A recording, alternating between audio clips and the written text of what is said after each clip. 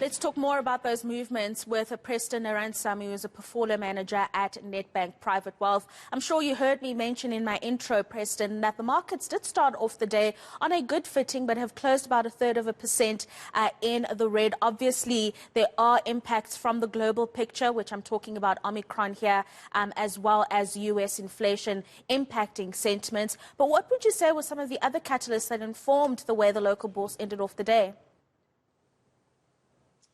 Yes, Rofhiwa. So, last week we had a stellar week for global markets, with the US markets in particular having its best week, since Feb 2021. So I think the start of trade had to do with that, a little bit of momentum trade there. We saw some of the stocks, start off nicely in the green. But as the day progressed, Rofhiwa, I think the market became fixated around Omicron and a lot of news flow around that, in particular in China. We've seen a few cases arise there, and some of Boris Johnson's commentary on the first death in the UK and the potential for what he calls a tidal wave of infections in the UK. So that filtered through to our local market, those fears. Across the board, Rofhiwa, resources, property, industrials, financials, all came under massive pressure, albeit, liquidity still a little bit thin on our market. It's usually thin, during the December month.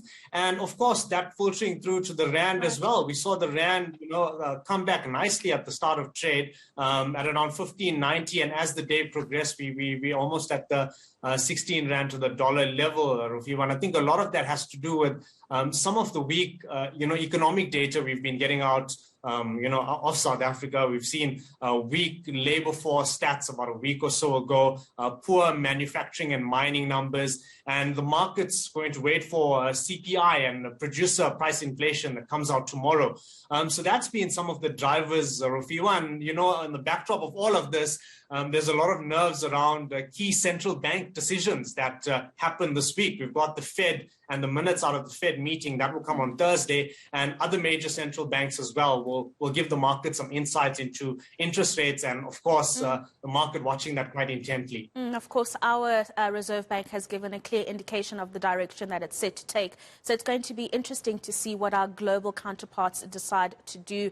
Let's move on to some company news now. Shoprite getting into a deal to buy a 50% stake in Checkers, a 60/60, and this also in partnership with RTT. I mean, this online phenomenon, Preston, everybody's grabbing onto that while it's hot, and it's going to remain hot, isn't it?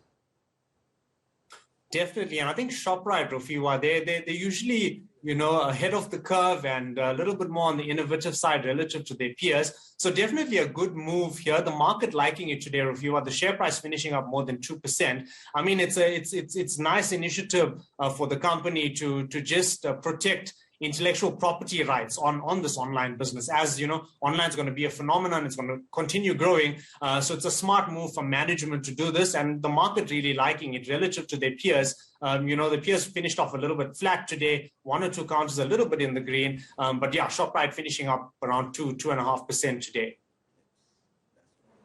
So thank you very much, Preston Narainsamy, Portfolio Manager at Nedbank Private Wealth, giving us a wrap of the markets day. Very interesting insights there, as he mentioned, about coming out of Boris Johnson in terms of their dealing with the pandemic, given the little trouble him and his cabinet were in about hosting a secret party. Difficult to take him seriously after that. Guys, I don't know if you would agree with that. But anyway.